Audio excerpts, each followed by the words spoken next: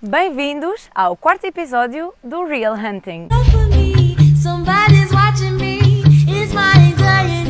E hoje, quarto episódio, já vos tinha falado que estava muito ansiosa com este episódio porque a minha convidada, e vai-se já apresentar, mas é a Carolina, e a Carolina é veterinária e passo aqui a palavra à Carolina para ela se apresentar, quais é que são os projetos dela. Ok. E já vão perceber porque é que ela é a convidada do podcast. Se calhar algumas pessoas já me conhecem, não é? É verdade, acho que sim. Eu sou Carolina Abrantes, sou médica veterinária há 10 anos e nos últimos, basicamente 10 anos, desde que acabei o curso de veterinária, dediquei-me quase sempre à parte da caça, as doenças da caça, e com foco principalmente em doenças de javalis e veados, mas também um bocadinho na parte da educação comunitária de caçadores, cuidados a ter, riscos e perigos que... Sim, é melhor tirar isso daí. Passando à frente, desculpa. Riscos e perigos. E perigos que o consumo de carne de caça não vigiada pode ter. Também alguns de vocês sabem a minha parte mais virada para as matilhas de caça maior. No entanto, o meu foco, a maior parte do meu dia é na investigação de campo, na recolha de amostras e no estudo de diversas doenças relacionadas com os veados e os javalis. Muito bem, portanto a Carolina é investigadora, é professora na faculdade. Na Universidade de Évora, exatamente. E, um facto muito interessante, a Carolina é veterinária, mas não é caçadora. Exatamente. Carolina, caçar é preservar? É mais do que um passatempo, acho que é uma forma de conservação da natureza. Acho que para mim é um bocadinho mais do que... Não sei como é que vos hei de explicar isto, mas é um bocadinho mais do que um passatempo, um negócio, um hobby. É um bocadinho mais conservar, estudar, saber o que é que a nossa fauna tem. É uma multiplicidade de informação que podemos retirar da caça, que nos dá um panorama do mundo em que vivemos, do nosso mundo rural, da nossa fauna silvestre, de tudo aquilo que Muito bem. temos. E hoje estamos debaixo de 40 graus, num monte alentejano, para vos falar de coisas muito para além do tiro hoje para vos falarmos aqui da parte da saúde animal, das inspeções sanitárias e da importância e implicações que isso tem no ser caçador e, mais importantes ainda, no fator humano e aqui na parte sanitária. E por isso vamos abordar aqui temas como algumas doenças em Portugal, alguns estudos e alguns factos, e a Carolina hoje foi a minha convidada para o podcast porque eu sei que esta informação não vos chega a todos e por isso usar aqui também um bocadinho este mecanismo e o podcast para tentarmos alcançar o maior número de pessoas possível, e é também nesse sentido que a Carolina trabalha nas formações e nas investigações e tudo mais, e por isso hoje vamos falar das doenças que estão mais em Portugal e daqui da parte da Carolina que ela está muito por dentro do assunto. E por isso, Carolina, quais é que são as doenças, as principais doenças que são detectadas, e tu dedicada assim mais à caça maior, javalis, veados, também podemos falar aqui um bocadinho na parte da caça menor, nos coelhos e tudo mais, quais é que são as principais doenças detectadas aqui em Portugal? Focando, olha, passo já pela parte que percebo menos, que é a caça menor. A gente sabe que a população de principalmente coelho e lebre está a decair um pouco, e isso é um pouco ligado ao facto de existir duas doenças que têm uma grande taxa de mortalidade, que é a mixomatose e a doença hemorrágica. A maior parte de vocês já ouviram falar.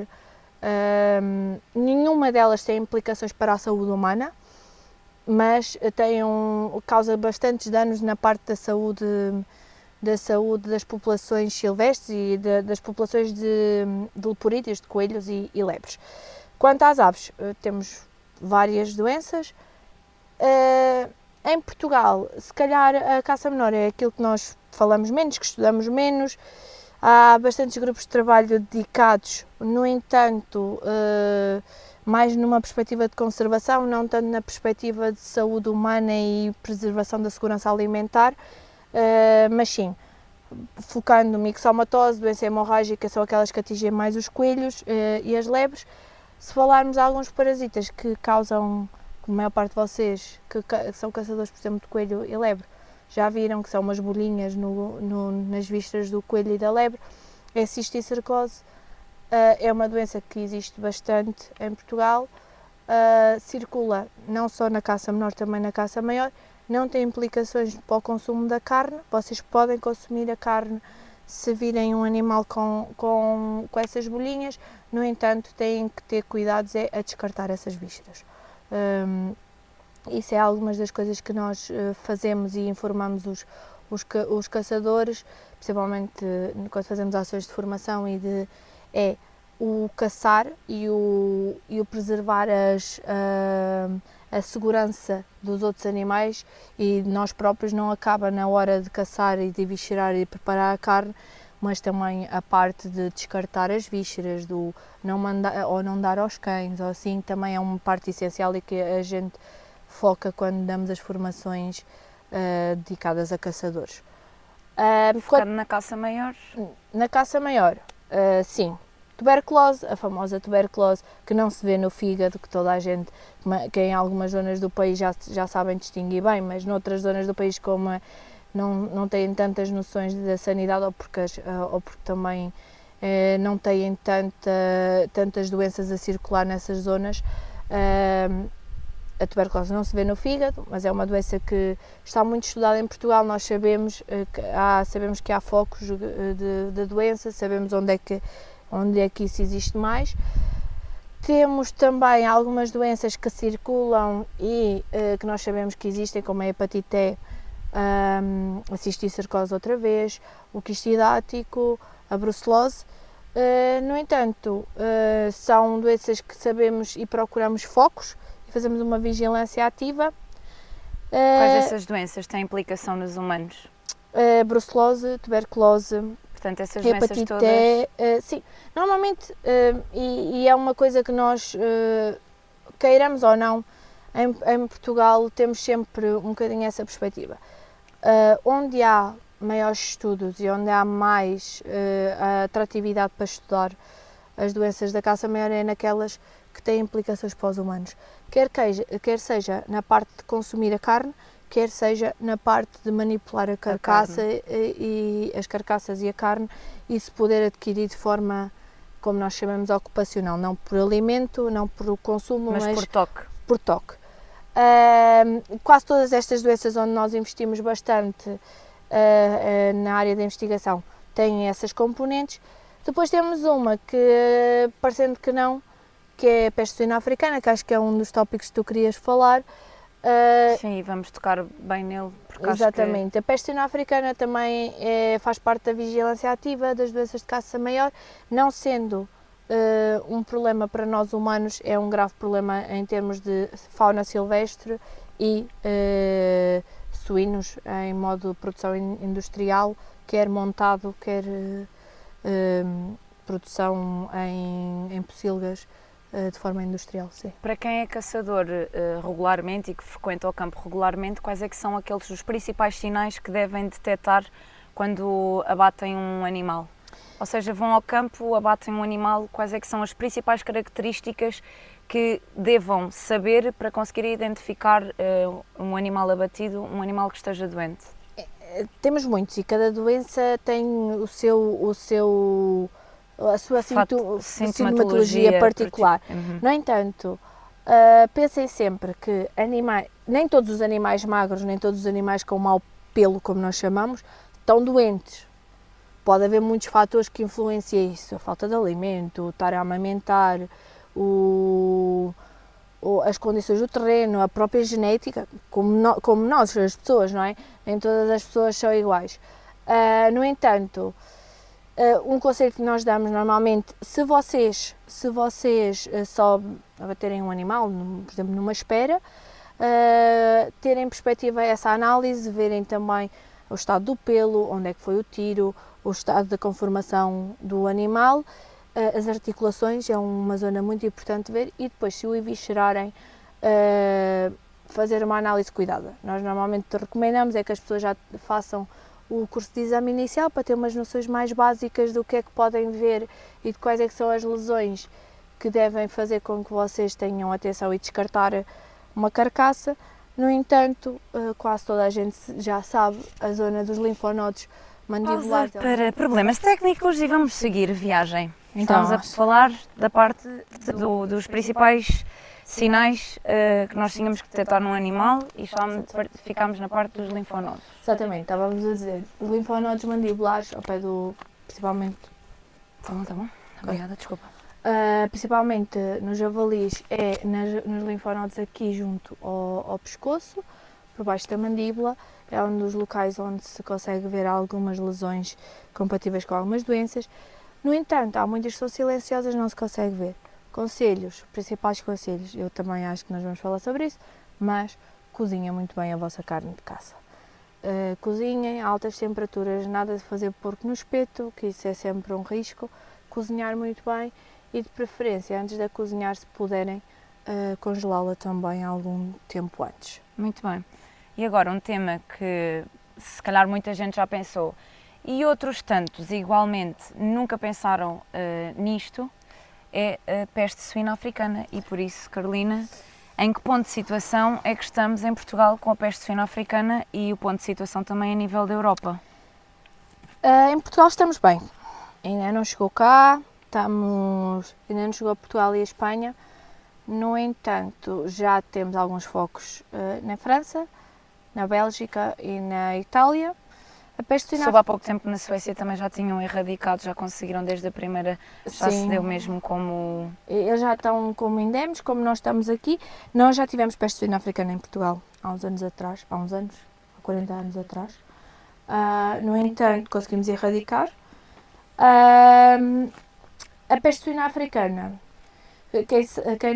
quem não sabe, é um vírus, não tem implicações para a saúde humana. No entanto, porquê que se chama peste suína africana? Porque é um vírus que nos fagoceros, nos javalis africanos, vive e não lhes causa problema nenhum. No entanto, no javali europeu e no ibérico, nas especificidades da Europa, esse vírus é altamente mortal e altamente transmissível. E além disso, sobrevive muito tempo em diversas condições e nós facilmente conseguimos transportá-lo de uma zona à outra da Europa. Por exemplo, o surto da Bélgica foi causado porque na Polónia eles têm um surto ativo e alguém trouxe uma sandes de chouriço feito de carne de javali e provavelmente imigrantes, pessoas que trabalham nas obras ou qualquer coisa, trouxe agora estamos a ouvir o comboio a passar. Isto no Alentejo tudo acontece, como não temos aí um javali a passear. Temos um comboio agora. Alguém trouxe para a Bélgica e um trabalhador sazonal comeu uma sandes, não acabou a sandes, mandou para o caixote de lixo, javalis belgas comeram e foi isso que se propagou. Porquê? Porque é um vírus. Simples pedacinho de chouriço. Um simples pedacinho de chouriço. Que é carne mal cozinhada. Exatamente. E por isso porque o vírus sobrevive muito tempo, principalmente na carne também e nas superfícies. Tem uma capacidade brutal de sobreviver. E se a carne não for bem cozinhada ou congelado, ele sobrevive. Grande questão disto tudo, também é preciso ter, como é que eu vos ia dizer, sorte se calhar, ou azar, porque é um vírus altamente mortal para os javalis. Ou seja, conseguir também ter a infelicidade de consumir ou de contactar com um javali que ainda não esteja morto, que nós caçamos e que seja transformado em carne, também é uma felicidade em infelicidade, porque é difícil. É difícil porque isto porque supostamente é altamente mortal. É altamente mortal e acaba por acontecer isso. No entanto, um dos sinais de alerta que todos aconselhamos a vocês verem, principalmente se forem caçar para a zona do leste da Europa, é terem muita atenção com animais mortos no campo. Se virem animais mortos no campo, não toquem sem as medidas de proteção, sem luvas, sem fatos, sem roupa própria. Se contactarem com alguma dessas coisas, devem incinerar ou queimar essas roupas, não devem trazer para Portugal. Sim, porque isto é importante nós dizermos que os caçadores que vão caçar noutros países terem atenção, porque este vírus dura imenso tempo e pode vir numa simples sola da bota. Exatamente. Portanto, tocar e estar em contacto com este tipo de animais, caçadores que vão a outros países onde há o conhecimento da existência da peste suína africana, é muito importante nós também alertarmos que nós próprios podemos ser um transportador ativo do vírus, mesmo ele não estando cá, é um vínculo muito grande para entrar cá. O que nós aconselhamos é toda a roupa que vocês levarem para esses locais devem, ou se for roupa que possam descartar, deixá-la lá. Se for roupa que optem por trazer, de preferência lavá-la lá e com produtos próprios para desinfecção. Nunca lavar a menos de 60 graus, o ideal era lavar a 90, mas se calhar alguma roupa não vai sobreviver. Há muita que não sobrevive, mas nunca lavar a menos de 60 graus. E quando chegarem a Portugal, não porem também essa roupa diretamente logo a utilizar no campo. Lavem outra vez a 60 graus, passem um desinfetante e assim. Sola das botas, obrigatório desinfetar com produtos antivíricos, com o álcool gel, com aqueles produtos que usávamos para o Covid, é exatamente a mesma coisa. O Covid também era um vírus e o vírus da peste suína é bastante sensível a esses desinfetantes, portanto vocês desinfetando bem botinhas, materiais que toquem nos animais, material que vocês não podem meter na máquina de lavar, desinfetar com álcool gel é sempre um cuidado. E isto não tendo implicação humana, porque é que é grave se nós tivermos um surto de peste suína africana aqui em Portugal? A nível de pecuária, neste caso. Nós costumamos dizer que a peste suína africana não é um problema de saúde humana física, mas mental. Porque é mais um problema psiquiátrico do que propriamente um problema físico para nós humanos. Isto porquê? Porque a taxa de mortalidade é tão grande que as perdas económicas vão ser tão grandes que normalmente as pessoas vêm-se sem nada. Sim, produtores de grandes pecuárias. Produtores que vivam da caça, que giram zonas de caça, produtores que tenham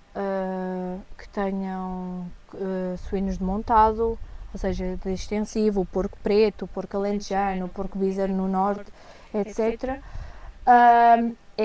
Perdem tudo, para além de que a medida é exterminar todos os animais, porque nós não sabemos o estado, é muito difícil saber o estado e saber se são veículos da doença, portanto as pessoas perdem tudo, e mesmo para o resto da população é muito difícil, porque vai aumentar o preço da carne da carne de porco. Em termos económicos é um balanço. Vai aumentar e a outra também vai acabar por aumentar, porque visto que isto é um ciclo vicioso e visto que não existe outra fonte. Em termos de problemas económicos e em termos de psicológicos para os humanos é um problema bastante grave e que traz muitas implicações e que traz implicações bastante preocupantes. E nós, como investigadores, nós como veterinários, temos uma preocupação muito grande nesse aspecto e temos uma preocupação principalmente para alertar aquelas pessoas que vão caçar lá fora dos cuidados a ter. Quem for caçar lá fora, pesquise sobre peste suína africana, pesquise sobre cuidados a ter. A DGAF pode ter muitos problemas, mas se tem uma boa página dedicada à peste suína africana, isso é verdade. Tem todos os folhetos do que se deve fazer, do que se pode levar, do que não se pode levar, do que devem trazer, o que não devem trazer, cuidados devem ter antes de ir para a viagem. Olha, não sabia que existia isso. Tem Mas muitos folhetos, tem uma página muito, muito boa dedicada à peste suína africana e aos cuidados a ter para evitar que o medo é real. exato, e temos mesmo que evitar porque apesar de não estar próximo, é uma coisa que temos que ser muito, muito conscientes que não é difícil De chegar entrar. cá.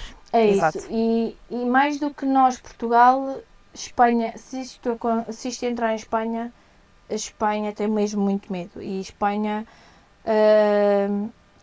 tem muito a perder se a peste suína lhes entra lá. E nós também, porque somos grandes produtores também para lá, grandes importadores. Sim, mas os exportadores neste tanto caso. um como o outro são países que estamos na corda bamba se nos aparece cá. É que nós temos uma cultura de extensivo que não nos permite fazer o que se faz muito em França, do que se conseguiu-se fazer na Itália, assim, que é fazer barreiras muito grandes em áreas onde há cultura Exato. de extensivo. Nós em Portugal temos cultura de extensivo em qualquer lado. Já não é só Portanto, restrito ao Alentejo. Portanto, teríamos que Teremos um exterminar problema a nível nacional, muito e grande. não só na zona onde temos muito campo como este. E esquecendo, mas não esquecendo, aqui esta parte, porque ainda não nos afeta, mas temos que ser muito conscientes, vamos nos focar agora aqui um bocadinho na tuberculose, que é uma doença existente em Portugal e que acredito que que os números já foram muito maiores, mas que acho que estamos aqui novamente a voltar a ter casos de tuberculose. Como é que a tuberculose se pode transmitir entre espécies? E qual é que é a implicação que isto tem a nível da parte aqui da pecuária também e depois quais é que são os problemas económicos e a nível de saneamento. Okay. Sim. É assim, a tuberculose é amplamente conhecida como uma doença que já há muitos anos circula em Portugal. Durante muito tempo, basicamente circulou na pecuária, circulava principalmente nos bovinos. Neste momento circula mais livremente na caça.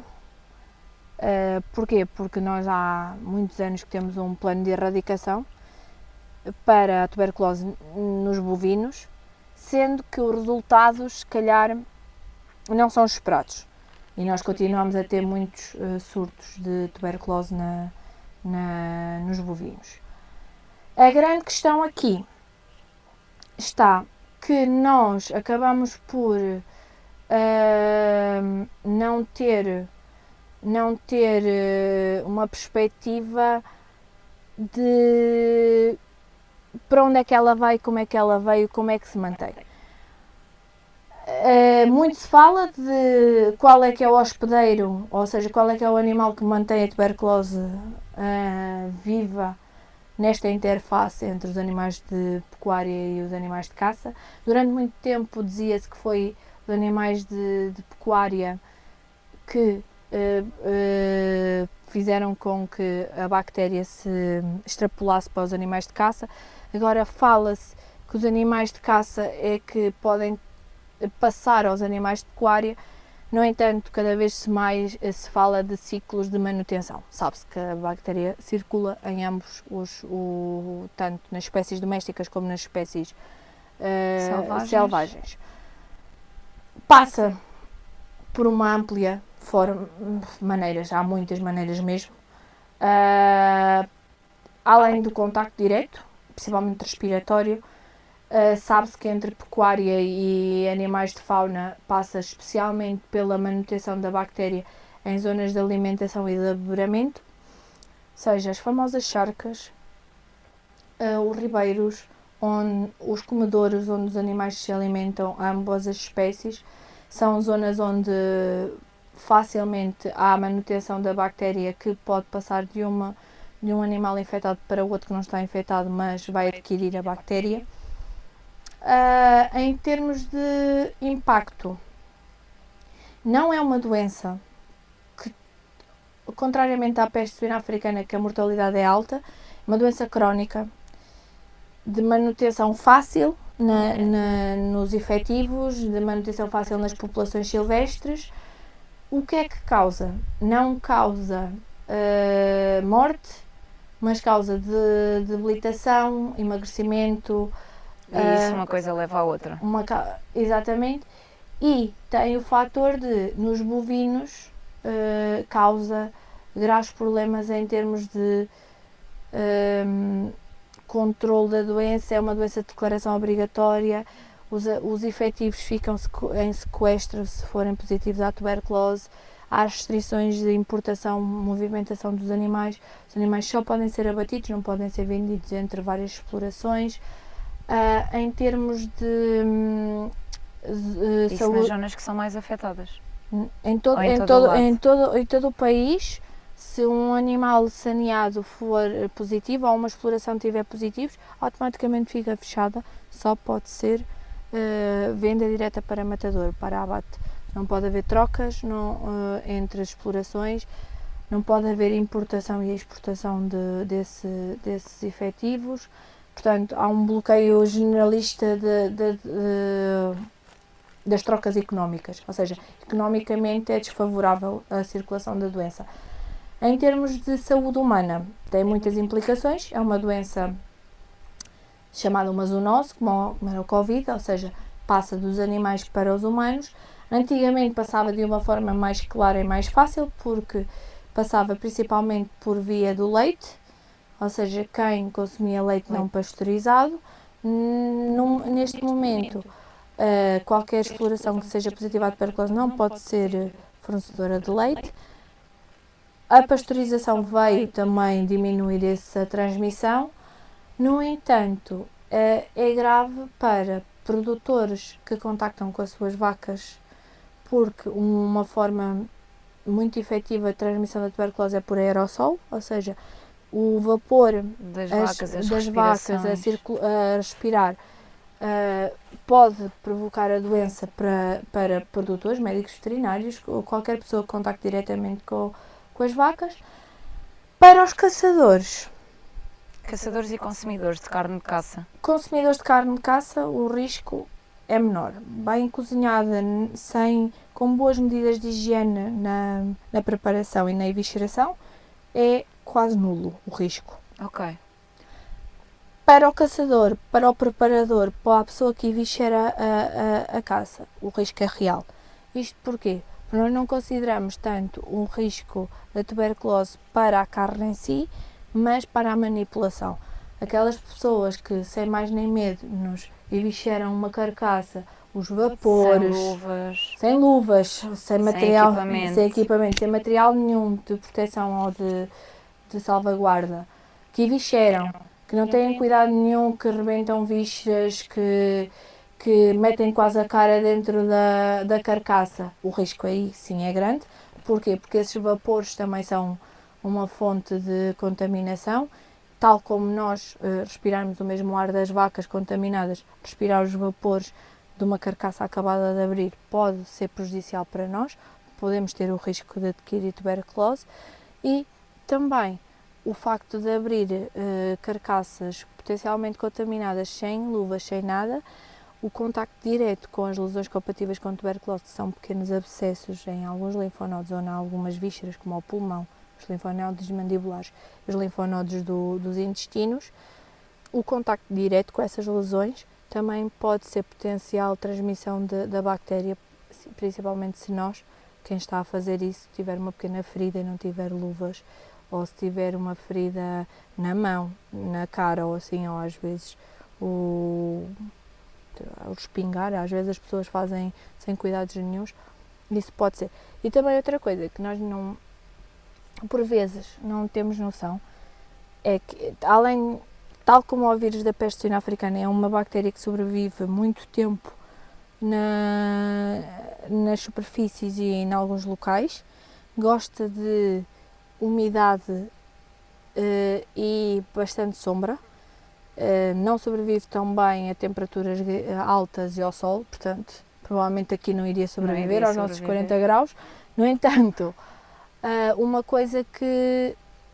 outra coisa, se derem conta, a caça, a maior parte das vezes é no inverno, não é?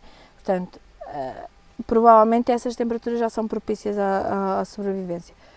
Uma coisa que nós não pensamos tanto e que pode potenciar o risco é, por vezes a gente até usa luvas e não tem feridas, ou fazemos uma forma de proteção, mas às vezes pegamos na faca e sem a limpar, sem a desinfetar, enfiamos-la dentro do nosso estojo, do nosso bolso e depois vamos para casa e em casa Lavamos a faca sem lavamos luvas. a faca sem luvas, pomos-la em contacto com os utensílios lá de casa e isso sim também pode ser um risco. É preciso ter noção que isso sim também é um risco. A parte descuidada de não limpar, não desinfetar, não haver um propósito pós manipulação das carcaças, também nos traz riscos para nós e para a saúde. Regras básicas De higiene. de higiene e aqui de evisceração e tratamento de carcaças e carne de caça para consumo. Portanto, cozinhar bem a carne, tratar o manuseamento da carcaça é muito importante, com equipamento adequado e ter atenção que... E de preferência não fazerem exatamente com a mesma navalha que cortam o queijo. Qual é a zona de maior incidência aqui em Portugal da tuberculose? A zona com maior incidência é quase toda a Raia. Neste momento, a zona considerada de alto risco é desde Penamacor, que é o ponto mais a norte do distrito de Castelo Branco, e até Serpa. No entanto, nós sabemos que, apesar disto estar muito à bordinha e na Raia, já há zonas mais no interior que já têm casos positivos. Nós sabemos que o distrito da Guarda já tem casos positivos. Sabemos que em Castelo Branco não se limita a chegar ali a Idenha. Sabemos que a zona já mais Fundão, Covilhã, também já tem alguns casos positivos. E aqui no Alentejo, apesar de estar muito na bordinha e não sei o quê, sabemos que principalmente Reguengos, Évora já têm casos também positivos. Isto porquê? Porque esta zona de risco foi considerada em 2011, já lá vão 14 anos, e até lá ainda não se fez propriamente... Há estudos, há pontos saneados e há pontos de vigilância fora da zona de risco, no entanto ainda não há oficialmente um declarar, não é? De essas zonas como as de maior risco, mas nós sabemos que sim. No entanto, considerando o interior quase todo como zona de risco. Sim. Então, na tua opinião, temos mecanismos em Portugal suficientes ou não para fazer inspeção sanitária nas zonas de caça? E o que é que podemos melhorar para evitarmos certas e determinadas situações? Não temos mecanismos, isso é certo. No entanto, eu acho que uma forma de combater e uma forma de mitigar o risco que nós temos é formar pessoas. Sim, não vai haver veterinários suficientes para tudo, não há veterinários suficientes para tudo, mas acho que os caçadores são uma peça fundamental ou alguém que tenha a prática e que goste de eviscerar e tratar a carne de caça. Até porque no fundo nós, caçadores, acabamos por fazer isso um bocadinho, porque Claro que se calhar numa montaria a realidade é outra, com a venda da carne de caça, e porque passamos o fim de semana e se não tratarmos logo o animal, a carne não vai ficar boa, mas por exemplo numa espera, eu acho que todo o caçador sabe tratar, ou pelo menos tem que tratar o animal porque acaba por consumir aquela carne. Claro, se quiser consumir aquela carne, acho que tem que ter os mínimos de formação. Eu tenho uma opinião muito própria sobre isso. Eu acho que em qualquer associação de caça ou em qualquer ato donatório, montaria, deveria estar presente alguém com formação. Em exame inicial, em inspeção prévia das coisas, ou pelo menos com uma formação base que lhe permita... Nós temos acesso às listas de pessoas que têm o exame inicial? Vocês têm acesso, está no site da DGAV. Os médicos veterinários podem fazer fora da zona de risco sem formação específica. Para fazer dentro da zona de risco têm que fazer uma formação específica, também os médicos veterinários. No entanto, eu considero que mesmo fora da zona de risco, onde neste momento já é obrigatório ser um veterinário a fazer inspeção de caça, exame inicial das peças de caça nas montarias, acho que fora daí qualquer montaria devia ter presente uma pessoa que tenha uma formação base. Isto porque pode não ir trabalhar, pode não estar a fazer, mas tem como função garantir que há a salvaguarda das medidas básicas de higiene e de proteção. E também acho que é mesmo muito importante que, se bichera uma carcaça, a pessoa, tem que haver alguém que saiba o que está a fazer e a ver. Porque só abrir uma carcaça é tudo muito lindo. Eu conheço diversas pessoas que, até fazendo informação connosco, achavam que a tuberculose se via que eram uns pontinhos no fígado. Ponto. E não é. É muito mais Ou não é que só, exato, é muito mais mais do que isso. É muito mais que isso. Há meia dúzia de casos reportados de tuberculose no fígado. Não é de todo o ponto essencial onde ver. Portanto, é um bocado por aí. Acho que a formação é muito importante e acho que cada vez mais um caçador deveria primar por pesquisar este tipo de informações. Eu tenho uma opinião também bastante focada que qualquer carta de caçador devia ter um módulo bastante eficiente sobre sanidade e esta parte. E não existe. E não tem. E tem uma meia dúzia de páginas sobre doenças, que não é atualizada há muito tempo, mas que acho que uma formação muito básica. E quase que nem te dizem isso. Aliás, isso nem me lembro de me aparecer nunca nenhuma pergunta dessas no meu exame de carta de caçador. Exato. Mas, por exemplo, se fores para a Alemanha, o curso de exame inicial que aqui se faz é obrigatório quando tiras a carta de caçador. É obrigatório, está incluído na formação base do caçador. Pergunta para 1 milhão. Eu acho que esta alteravas de certeza. Se tivesses poder parlamentar, o que é que alterarias na lei de caça, neste caso? Um disso, claramente, é aumentar a formação na parte da caça de caçador. Tirarmos a carta de caçador e ser obrigatório ter o exame inicial. Eu, sinceramente, acho que há módulos que deviam ser muito mais aprofundados. E um deles é a parte de sanidade. Mas nós agora já nem precisamos de estudar, nem precisas de ir a um centro de formação para tirar a carta de caçador. Exatamente. Vais ao ICNF, tiras a lista de perguntas, decoras, se tiveres uma memória fotográfica altamente boa, aquilo é chapa 5. Pois é isso, eu acho que estamos a banalizar algumas coisas e acho que devíamos fomentar muito mais esse tipo de formação. Tal como a formação em maneio e gestão de populações, porque qualquer caçador neste momento pode, não digo gerir uma propriedade ou uma zona de caça, mas qualquer caçador vai ter a seu cargo, pode ter a seu cargo um cevador, por exemplo.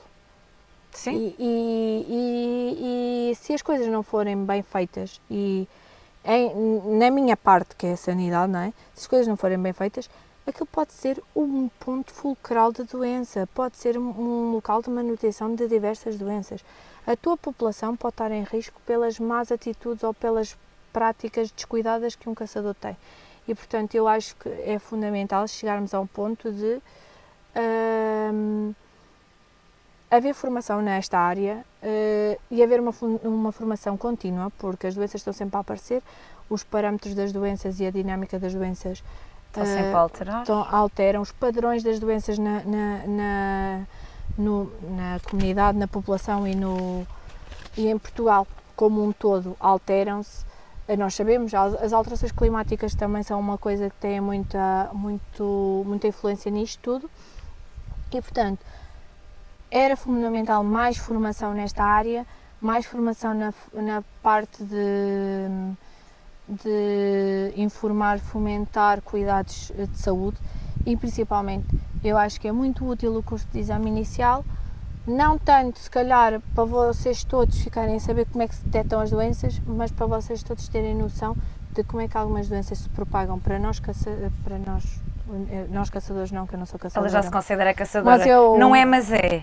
Porque isto também é caçar. Eu lá no meio já sou caçadora e envolvo-me nos processos todos como os caçadores. Ainda não fui tirar a carta de caçadora. Exato, só não tem a carta de caçadora, mas se calhar já caça mais do que... Já passei muito tempo, se calhar mais em montarias do que algumas pessoas. Isso já numa porta de montaria do que alguns caçadores. E sim, acho que fomentava um pouco mais programas mais bem estruturados de vigilância das doenças na caça, mais obrigava a um programa mais de exame inicial para todos os caçadores e uma reciclagem. De X em X anos devia-se fazer um renovar e um update de tudo, das informações. Quanto ao resto, se calhar devíamos fazer algumas revisões na lei da caça, acho que sim. Não vamos comentar essas partes, tenho opinião... Vamos deixar outras pessoas para a burocracia. Para outras burocracias. Tenho muitas opiniões nos últimos... Cada um tem a sua e é válida. Exatamente. Mas se eu pudesse, se o meu contributo como médica veterinária, como investigadora nesta área, se eu pudesse, obrigava-vos a todos a fazer um curso de exame inicial ou de pelo menos um curso básico de sanidade e visceração, de proteção, de cuidados básicos na manipulação de carcaças e de consumo de carne de caça. Muito bem. Acho que temos aqui muita informação para discernir e para agarrar. E obrigada, Carolina, por teres aceito o meu convite. Já sabes que eu falar destes temas gosto sempre. Exato. Ela disse-me logo, sim, eu sei, os números todos que tu quiseres, bora lá para a frente, isto vai ser uma informação muito útil. E não recitei os números agora, fica-me Exato, não recitamos números porque ninguém quer saber de números, queremos saber sim o base e aquilo importante que temos que reter para... fomentar a curiosidade. Exatamente, e agora quem quiser tem que pesquisar números ou quem quiser pode, eu vou eventualmente aqui identificar a Carolina, quem quiser e quem tiver alguma dúvida também. Qualquer coisa. A Carolina trabalha muito aqui na área de caça e por isso, alguma dúvida que tenham, algum animal que encontrem, a Carolina tenho a certeza que estará sempre disponível para vos dar e para vos ajudar no que quer que seja e vão encontrar a Carolina por essas bandas porque o carro dela faz quilómetros de norte a sul de Portugal. Agora não faz tantos. Agora ficámos-nos pelo Alentejo e que bem. Mas sim. Qualquer coisa que precisarem, estão à vontade. Eu tenho por hábito, por vezes, ser um bocadinho distraída, mas estejam à vontade por me contactar por qualquer dúvida, qualquer animal que tenham dúvidas, qualquer informação que precisem. Porque nós caçadores temos um papel aqui que eu acho que é muito importante. O facto de andarmos muito no campo permite-nos ver certas e determinadas coisas e não estamos a falar só de animais de caça maior, estamos a falar de coisas que nós andamos no campo e que vemos e que poderemos achar que não seja normal. É sempre caso para estarmos de olho aberto e percebermos se aquilo não é suposto acontecer ou estar ali, porque é que acontece. Qualquer coisa que vocês achem que é estranho. Exato, ali em determinada zona. E eu às vezes até agradeço mesmo que vocês me deem esses alertas, que me digam qualquer coisa, que me mostrem coisas diferentes. Não fosse a Carolina investigadora. Não, isso a curiosidade é uma coisa que é-me nata, portanto, qualquer coisa que necessitem uma opinião, uma ajuda, qualquer coisa que vejam que achem que é diferente, estejam completamente à vontade por me contactar, por me mostrarem ou dizerem ou requererem uma opinião, criar um debatezinho sobre o que é que Muito bem, acontece. Está feito. Até ao próximo episódio.